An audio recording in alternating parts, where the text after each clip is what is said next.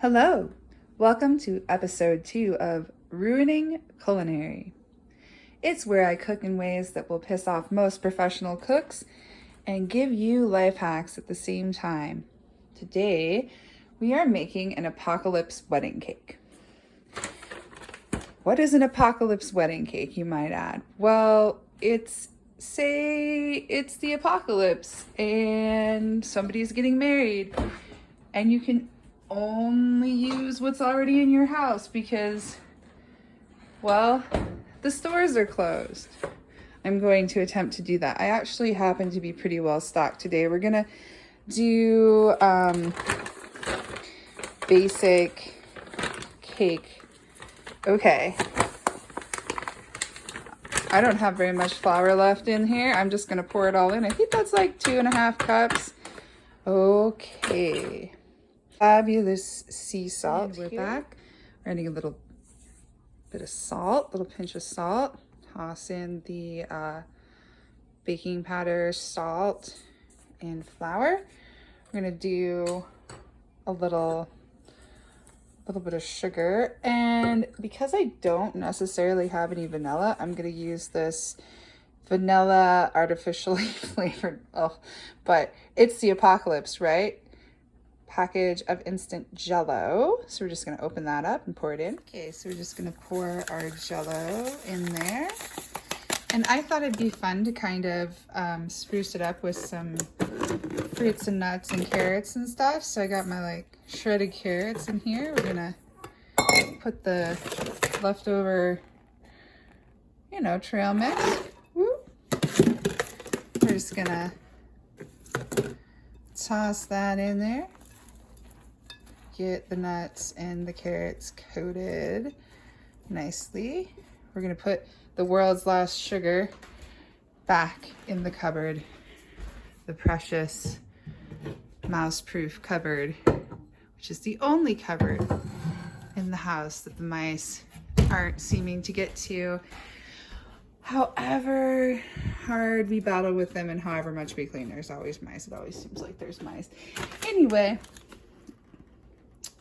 coconut. That might be fun.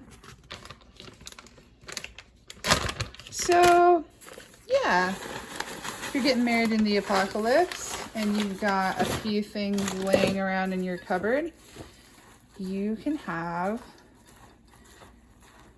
a wedding cake. This is going to get too big for one bowl pretty fast. Okay. I've divided the ingredients into 2 spots. We're just going to take it over to the oven.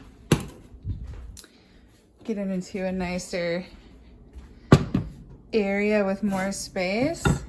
Let's see what we have. We're so lucky. We have 2 eggs. So we're gonna make a well. Get the almond milk. Okie dokie.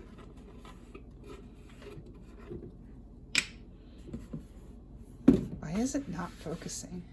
I was thinking that the paleo almond flour might be good with the fruits and nuts, so I'm just gonna put a little in there. Because I don't have any vanilla flavoring, it might make it a little more interesting and a little less bland to have a little more almond flavor in there. I do, however, have doTERRA, which is food grade, and it's lemon, which is excellent with fruit. So I'm just gonna put a little bit of just a little. It's super strong, and you really don't want to go overboard with this. Sometimes people put it in their water bottles. It helps you detoxify. I mean, seriously, just a little goes a long way. Don't be crazy with it. All right. Oh, look at this mint that I picked out of the compost pile earlier today. My compost pile has become such a nice garden. I'm so proud of it. Look at that. That's going to be so cute on top of our wedding cake. All right, so we're going to get... I just want a fork, really. Okay, we're going to whip our eggs up.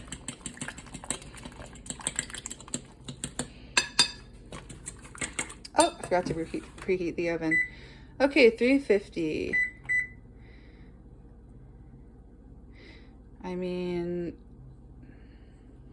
we're probably just gonna cook it for like an hour, but for like 45 minutes. But I just like to put a little extra time on there just for the hell of it. Okay, we're gonna stir it up.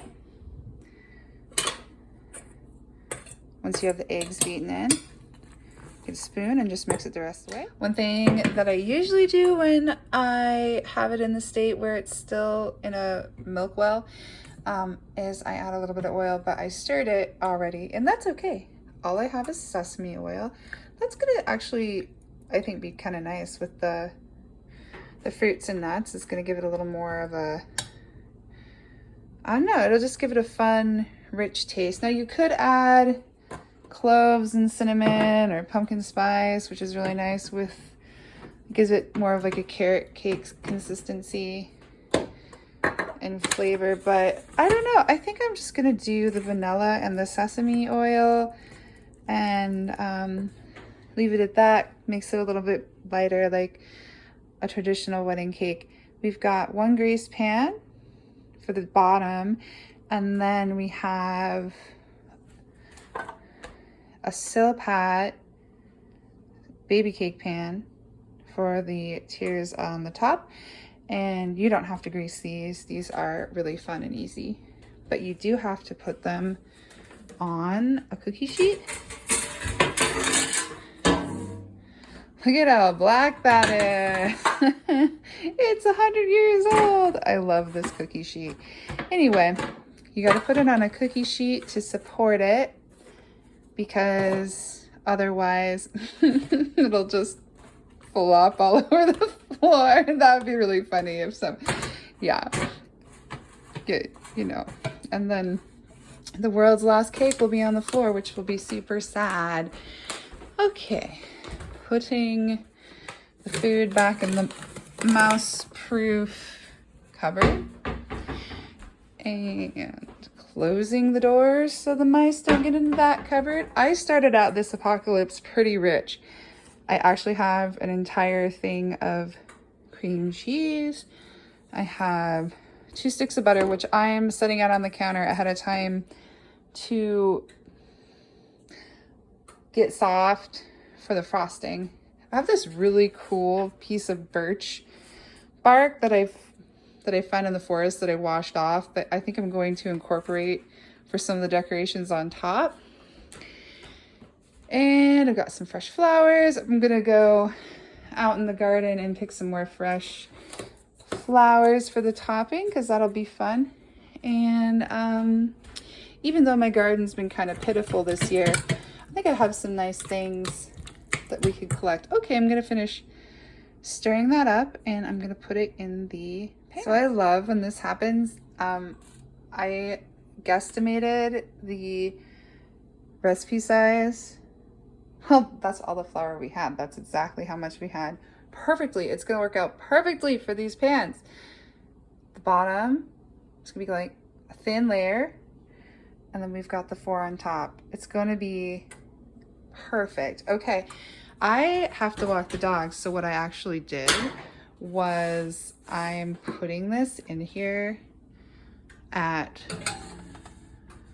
let's see, what should I do? I turned the heat down to 175 just in case I'm gone a little longer. Gosh, I want them to be the same. I think I'm gonna have to adjust this to where it all fits in one pan. Hold on, or to where it all fits on that one cake pan.